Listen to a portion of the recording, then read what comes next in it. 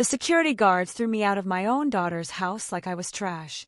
But wait, let me tell you how this nightmare started. Because what happened next will shock you to your core. And by the end of the story, you'll understand why my daughter was on her knees 3 days later, begging me to save her life. My name is Tom. I'm 60 years old. I raised my daughter Emma, all by myself after her mom died when Emma was just 5. I worked 3 jobs, cleaning offices at night, fixing cars during the day, and delivering pizza on weekends. Every penny I made went to Emma. Her clothes, her school, her dreams. Emma was everything to me. My whole world. When she turned 18, she got a full scholarship to law school. I was so proud I cried for hours. Finally, all my hard work paid off. Emma was going to have the life I never could give her. But here's where it gets crazy. Last month, Emma called me screaming with joy. Dad, you won't believe it. I just won the lottery. $33 million. I dropped the phone. $33 million? My little girl was rich beyond our wildest dreams. We made it, Dad, she sobbed into the phone. We're finally free. No more worrying about money. No more working yourself to death. I'm buying you a house, a car, anything you want. I started crying. After 20 years of struggle, we were finally going to be okay. The next week, Emma moved into a mansion. It was huge, like something from a movie. She bought herself fancy cars, designer clothes, expensive jewelry. She looked like a completely different person. Dad, come live with me, she said. This house is 10 bedrooms. Pick any one you want. So I moved in.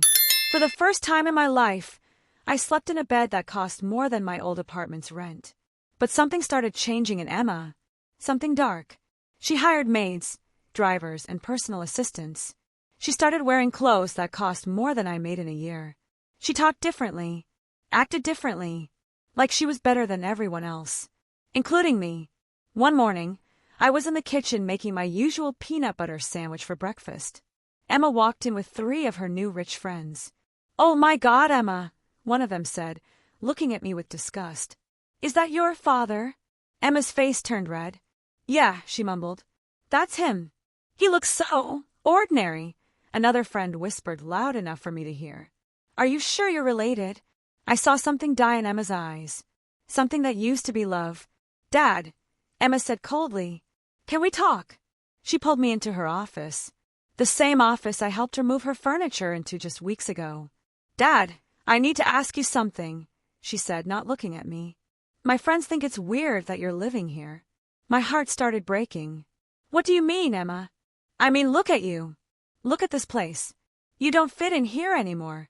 Those words hit me like a truck. "Emma, I'm your father. I raised you. I gave you everything I had. And I'm grateful," she said, still not meeting my eyes. "That's why I'm giving you money to get your own place. A nice place, but not here." I couldn't breathe. "You're throwing me out." "I'm not throwing you out. I'm helping you start fresh." "Emma, please. Don't do this. You're all I have left." She finally looked at me. Her eyes were cold, empty.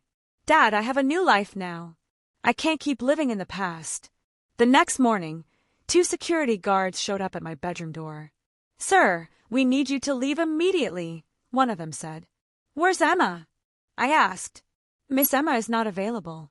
She's left instructions for us to escort you out."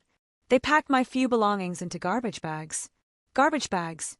Like my whole life was trash. As they walked me to the front door, I saw Emma watching from her bedroom window upstairs. Our eyes met for 1 second. Then she closed the curtain. The security guards dumped me and my garbage bags on the sidewalk outside the mansion gates. I had nowhere to go. Emma had given me some money, but I was too heartbroken to even count it. I ended up in a cheap motel, crying myself to sleep every night. I kept calling Emma. She never answered. 3 days passed. 3 days of pure hell. Then my phone rang at 2 a.m. "Daddy!" Emma's voice was shaking with terror. "Daddy, please help me." "Emma, what's wrong?" "They're going to kill me, Daddy. They're going to kill me if I don't give them the money." My blood turned to ice. "Who? Who's going to kill you?" "I don't know. They broke into the house. They have guns. They said they know about the lottery. They want all of it." "Emma, call the police." "I can't. They said if I call the police, they'll hunt me down and torture me first. Daddy, I'm so scared. Where are you? I'm hiding in the panic room. But they said they'll find a way in. They said they have all night. My heart was pounding. Emma, stay calm. I'm coming. No. Don't come here. It's too dangerous. I don't care. You're my daughter. Daddy, she whispered through her tears. I'm so sorry. I'm so sorry. I was horrible to you. I was the worst daughter in the world. Emma, we'll talk later. Right now I need to save you. But how? You can't fight them alone. Here's the twist that will blow your mind. I wasn't just a mechanic and pizza delivery guy.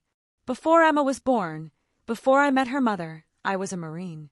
Special Forces. I did 3 tours in Iraq. I knew how to handle dangerous situations.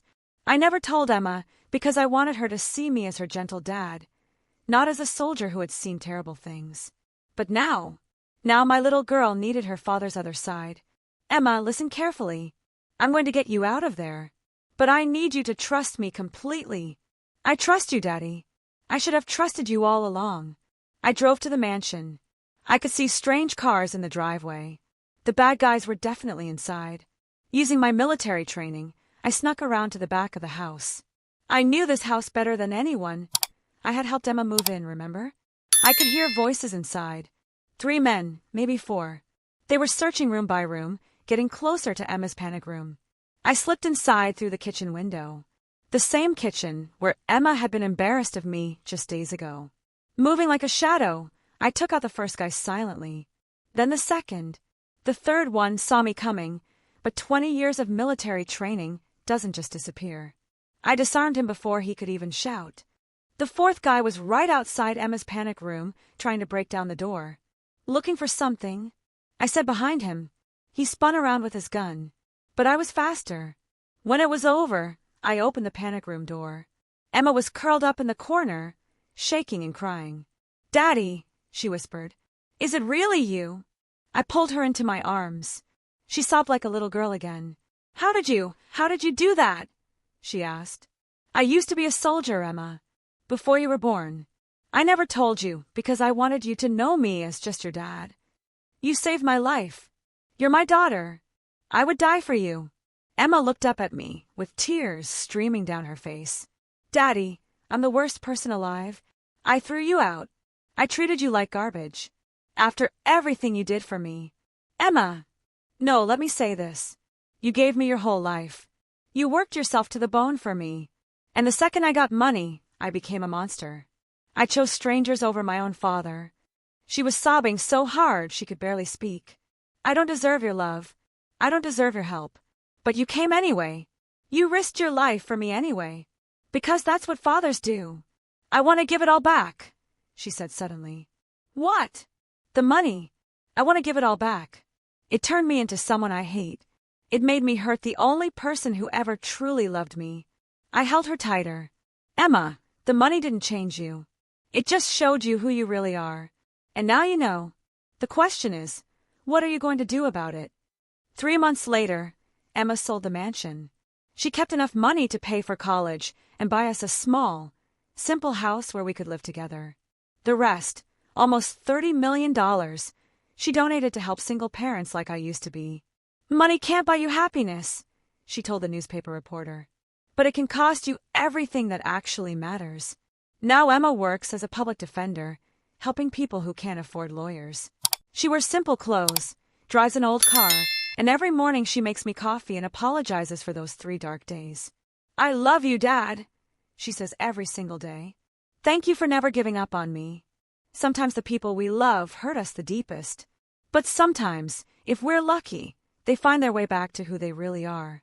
And sometimes, just sometimes, that journey makes both of you stronger than you ever thought possible.